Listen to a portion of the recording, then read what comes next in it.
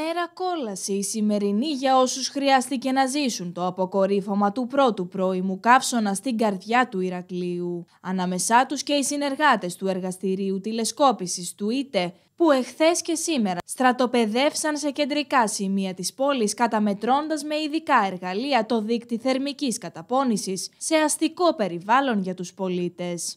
Έχουμε εισιτήρες στην περιφέρεια, όπως είμαστε εδώ.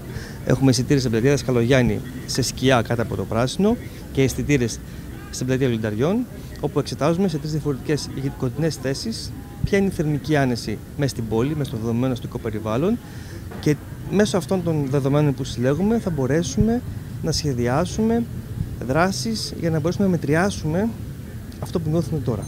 Εχθές οι μετρήσεις πλησίασαν το όριο και σήμερα το ξεπέρασαν. Τα σημεία που στήθηκε ο ειδικός εξοπλισμός δεν ήταν τυχαία. Στο ένα υπήρχε σκίαση και στο άλλο όχι, με το αποτέλεσμα των μετρήσεων προφανώς να επηρεάζεται άρρηκτα από την ύπαρξη δέντρων και σκίασης.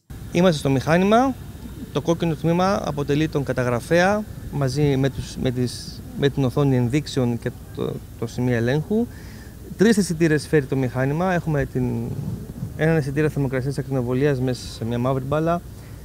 Αυτό το σημείο περιέχει απιονισμένο νερό που υπολογίζει το ρυθμό εξάτμισης για να βγάλουμε τους δείκτες, και εδώ περιέχει δεύτερο αισθητήρα θερμοκρασίας, ο οποίος είναι ελευθέρας ροής ανέμου. Αυτοί οι 3 αισθητήρες αξιοποιούνται για να μπορέσει να υπολογιστεί ο δείκτης θερμικής άνεσης, που περιγράφει την θερμική καταπώνηση του ανθρώπου σε συνθήκες έργου όταν βρίσκεται στο εξωτερικό περιβάλλον.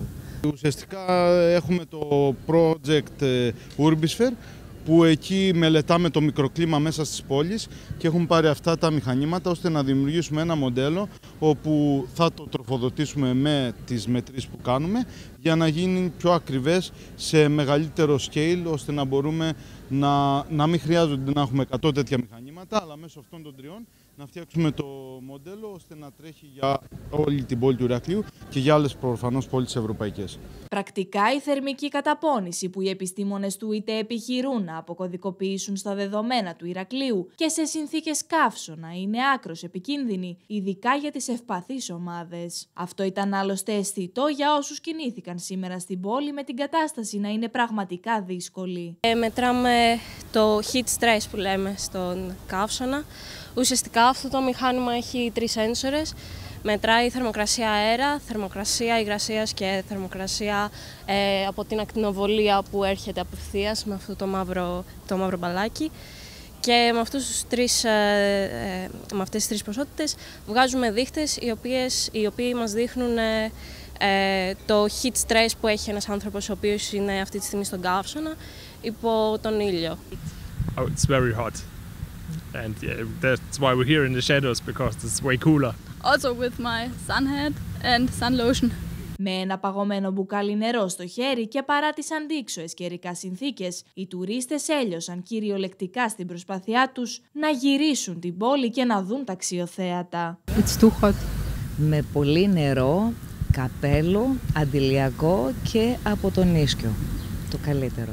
Oh, we creamy 50, yeah. Sunblocker? Sunblocker, yeah. And it's okay.